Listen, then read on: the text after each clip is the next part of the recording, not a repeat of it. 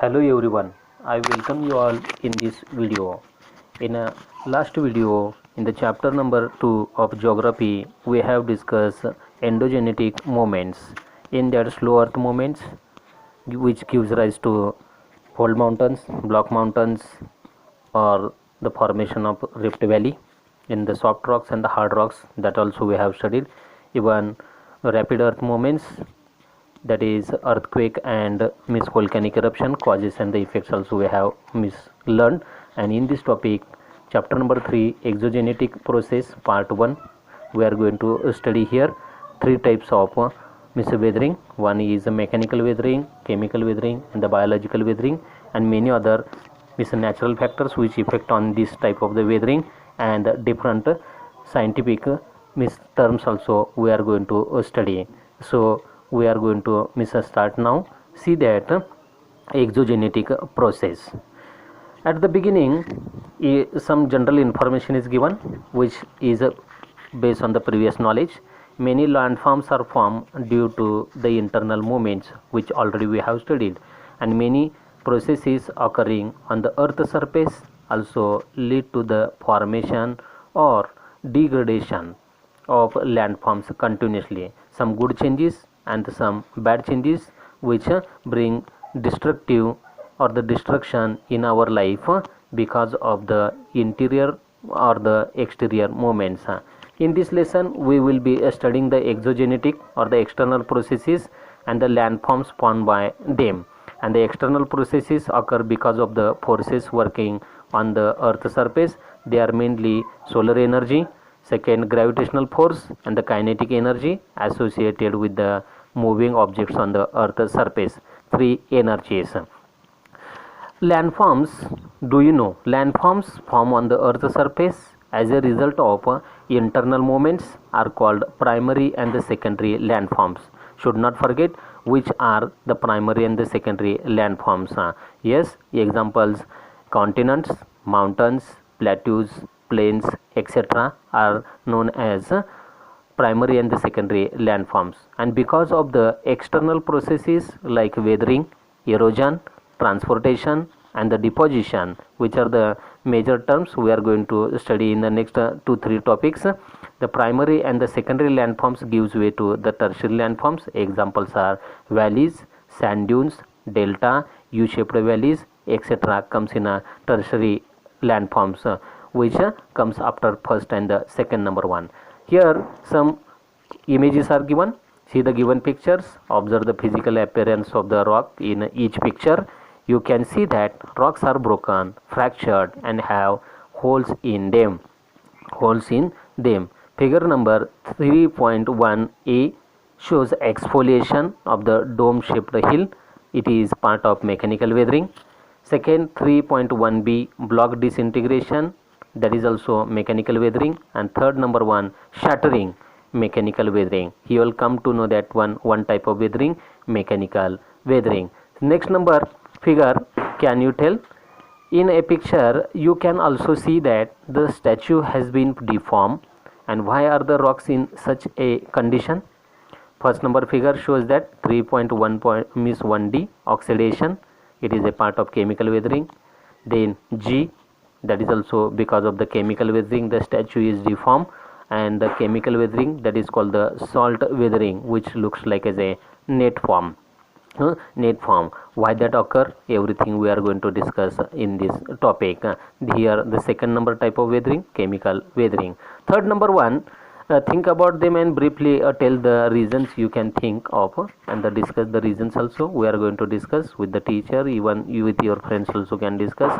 Figure number 3.1e, it shows the biological weathering. Here microorganisms make the holes and the rocks become weak, and over a period of time the weathering take place. And the second number figure, that is a 3.1f, biological weathering due to the plants. Means here the microorganism or the human or the plants all are the responsible for the biological weathering. Through these three slides to understood mechanical weathering, chemical weathering, and the biological weathering. Out of that we are going to study here weathering. What is meant by weathering? Breaking or the weakening of rocks is a natural phenomenon and it is called weathering. Okay, don't forget this. Weathering can be of three types. Already I have told you, yeah, you understood. Mechanical weathering, that is called the physical weathering, chemical weathering, and biological weathering. In arid climate, in the dry climatic region, mechanical weathering is dominant. Its opposite in a humid climate or where the high rainfall, there the climate means chemical weathering is more effective. And biological weathering occur because of living organisms, that is of man is responsible, or the animals, microbes, even the plants. These living organisms bring changes in the rocks, that rocks get disintegrate, rocks become weak, and the rocks breaks over a period of time, and biological weathering complete. So students, I think you understood that mechanical weathering, chemical weathering, and the biological weathering, three types of the weathering generally occur in the nature. Out of that, first number one, mechanical weathering. At the beginning, one activity is given, we have to do this activity. Take an onion, cut it in the middle, observe the cut parts, and try to remove each skin layer of this part. How do you separate that skin or the peeling of the skin? The same way the rocks outer side layers fall off. It is called the exfoliation. Through the geographical explanation will come to know that. You will notice that just as we can remove each and every outer layer of the onion, similarly in the nature rocks undergo such a process, and the exposed part of the rock hits more while the inner part is comparatively cooler, and as a result the outer layer of the rocks fall apart from the main rock, and this is called exfoliation of the rock. And see students, mechanical weathering mainly occurs because of the following reasons. Yes, reasons are: one, temperature. You have to remember your 5 fingers. Already I have told you temperature. Second, frost. Then crystal growth. Fourth, release of the pressure. Then fifth, water. Out of that, first number we are going to study here, the temperature. The minerals in the rocks expand because of heat and contract when temperature decreases. Due to such continuous contracting and expanding, tension develops in the rock particles. Each mineral reacts differently to the temperature. Some minerals expand more while others do not expand as much, and consequently the tension forms in the rocks also increase and decreases, and as a result cracks develops in the rocks and they break. In areas where the diurnal range of temperature is higher, weathering of the type is common in the hot desert. Second number reason, you know that the volume of the water increases when it freezes. Refrigerator, yes, you can take example, fill water in the bottle and keep for some time. Afterwards you will listen that or the see that water turns into the ice and the volume is increased. In areas where the temperature drop below 0 degrees Celsius for quite some time, the water accumulate in the cracks and the crevices in the rock fridges. Its volume also increases, and this leads to the tension in the rocks and they shatter. It is called the shattering. For the better understanding, the see figure number 3.1c, that is called the shattering one. And why that shattering occur? Because of the reason frost. Water turns into the ice, and that process take place in the cracks of the rocks, and it creates the tension on the rocks and the rocks get disintegrate. Third number one, the crystal growth. In a rocky coast, wave hits the sea cliff continuously during the high tides. The water is alkaline, and because of alkalinity, what happens here? Some water droplets hit the cracks in the rocks. Some water droplets hit the cracks in the rocks. In the alkaline water, the soluble material in the rock get dissolved. Not all rock, like the only minerals in the rock get dissolved, and this lead to the formation of small holes in the rocks, and this is the effect of solution. Alkaline water gets stored in these holes because of heat. this water turns into the water vapor and only crystals of alkaline materials remain in the rocks. How it is shown in the figure. See, crystals occupy more space. This causes tension in the rock and holes are formed in the rocks. It looks like a honeycomb. It looks like a honeycomb. Figure 3.3 alkaline crystallization is shown.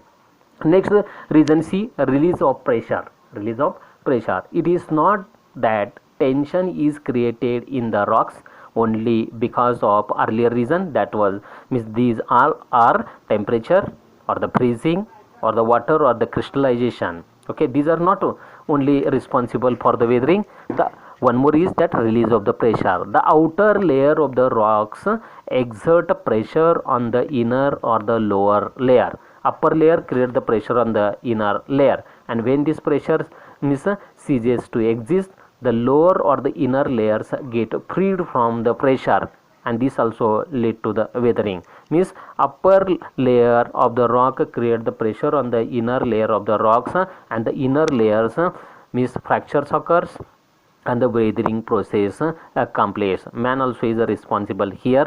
Due to the mining, this inner and the outer layer of the rocks get disintegrate. Fifth number one reason which is responsible for the weathering.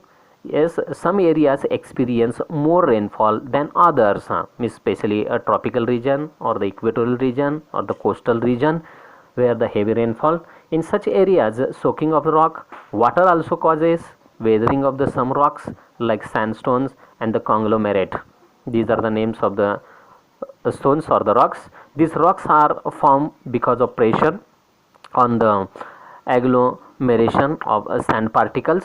Yes, for that purpose of the process of formation of the rocks we should study. And the mud also makes sand particles come together. Mud, like through the mud, and when water penetrates such rocks, the particles get loose and separate from the main rock, and this is called the granular weathering. Granular weathering. And here the granular weathering figure 3.4 is shown how the granules are taken in a palm. Yes, palm looks like as a gravel or the sand when you had played and taken sand in your hand. Okay, such type the granular weathering take place. Sometimes both the temperature and the water are responsible for weathering. Yes, the temperature during day temperature increases, during night temperature falls. Even the water also yes reduces the temperature and helps to disintegrate the rock. Difference in the temperature cause the contraction and the expansion, like widening the joints of the cracks in the rocks, and water accumulates in such wide joints and the big blocks of the rocks separate from each other, and this is called block disintegration. Block disintegration. For the better study, here one figure has been given, that is of the block disintegration.